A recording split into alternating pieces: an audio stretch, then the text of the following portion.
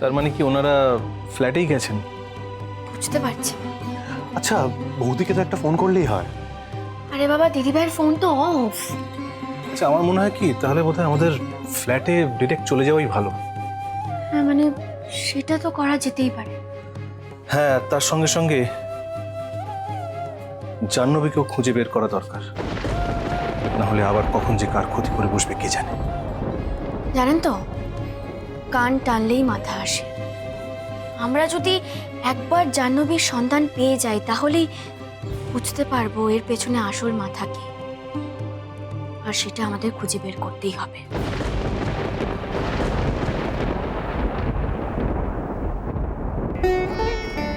Shisha, এটা রেখে দাও, এটা আমার পড়ার জিনিস। রেখে দাও।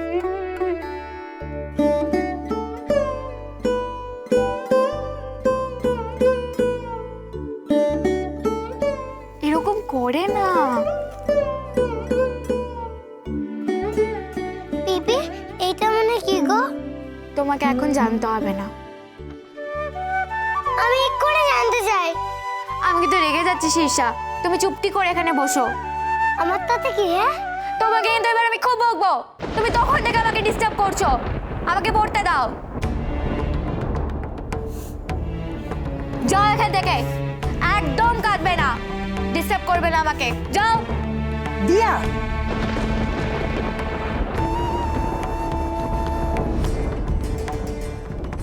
কি হয়েছে শোনো? কাঁদে, একদম কাঁদে না, একদম কাঁদে না। পড়ার সময় তো পড়িস না, হ্যাঁ? আর এখন এখানে এখানে বসে পড়ছিস, এটা পড়ার জায়গা হলো? আর এত ছোট্ট বাচ্চাটাকে আদর করতে আসিস, তখন দেখবি। তুমি আমাকে কেন বকছো বড় মা? তুমি তো দেখছিলে ও আমাকে ডিস্টার্ব করছিল, আমি কি করে পড়বো বলো? আচ্ছা, ও ছোট বাচ্চা না? ছোট বাচ্চারা দুষ্টুমি করবে তো কে করবে? একবার ওদেরকে আদর করতে আয় তুই। এবার বড়রা যেরকম হচ্ছে সেরকম তৈরি হচ্ছিস তুই। শোনো, একদম কাঁদে না।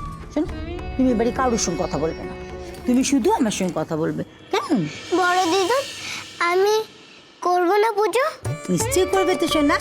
এই দেখো, তোমার মাম্মাম যখন ছোট ছিল, আমি মাম্মামকে না এই যে মালা গাঁথা শেখাতাম।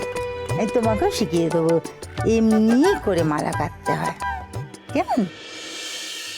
শিব ঠাকুরের গলায় দোলে বইটি ফলের মালিকা, শিব ঠাকুরের গলায় দোলে বইটি ফলের মালিকা, গলায় দড়ি কে পরালো, ওর গলায় দড়ি কে পরালো, বল না গৌরী বালিকা, শিব ঠাকুরের গলায় দোলে বইটি। আমি নিজে নিজে মালা কাটতে পারবো।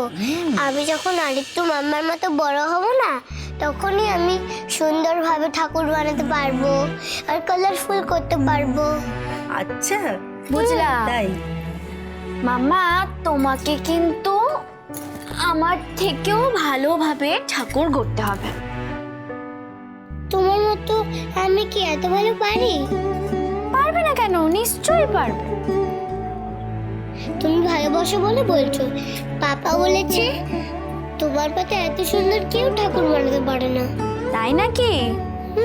পারে তো, তুমি নিশ্চয়ই পারবে, আমি তো বলছি তুমি পারবে। বৌমনি,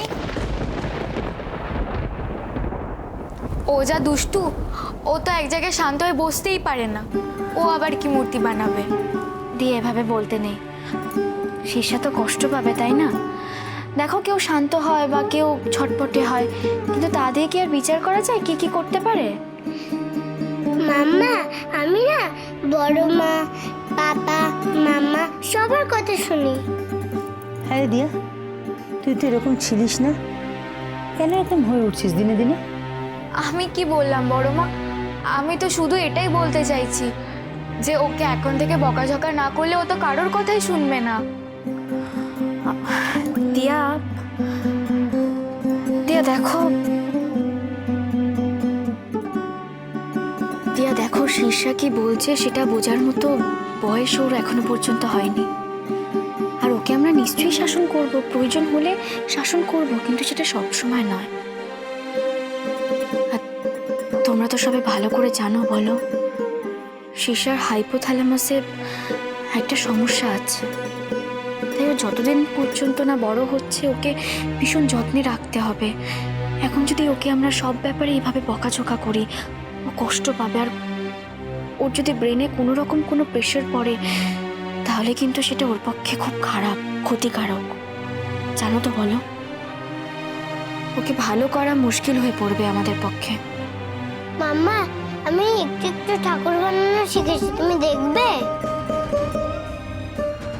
মাম্মা একা কেন দেখবে? আমরাও দেখবো তুই কেমন মূর্তি বানাস। কাদামাটি তাহলে এনে দাও। আমি নিয়ে আসছি। কাউকে কোথাও যেতে হবে না। শিষ্যা দিদির হাতে ঠাকুর বানানো দেখার আমার যে কি শখ। ও নাও, এই নাও, তোমার জন্য মাটি এনেছি। একটা ভালো দেখে সুন্দর দেখে ঠাকুর তৈরি করে ফেলো তো।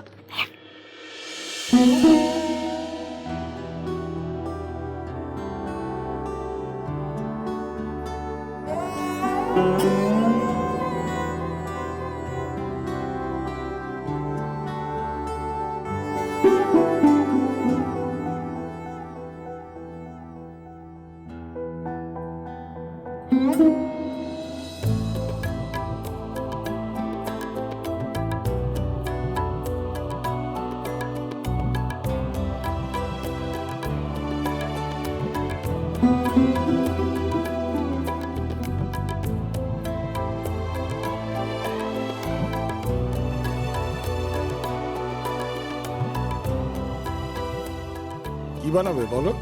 শিব ঠাকুর। শিব ঠাকুর? সে তো খুব সোজা। দাও আমাকে একটু মাটি দাও। হ্যাঁ দাও, দেখাচ্ছি তোমাকে।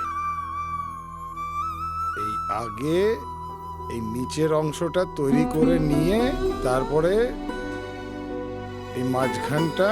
হ্যাঁ, এবার আমাকে একটু মাটি দাও। হ্যাঁ, এই যে এই মাঝের অংশটা, এই তো হয়ে গেল।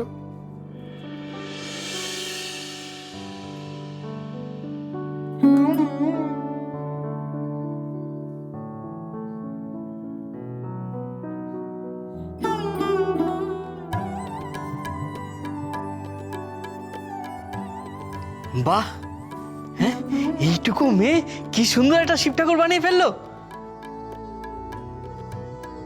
শিশা সোনা, আমি সত্যি ভুল বলেছিলাম রে।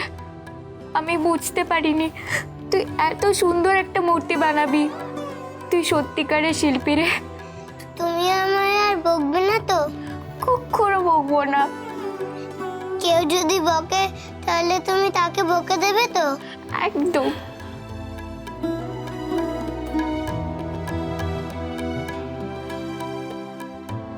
মাম্মা, তুমি বললে না তো এটা কিরম হলো? ওরে পাগলি মেয়ে, তোর মামামের চোখে জলই বলে দিচ্ছে তুই কেমন ঠাকুর গড়েছিস। ভালো হয়েছে সোনা, খুব ভালো হয়েছে। একটু দাও দেখি। নে মাম্মা।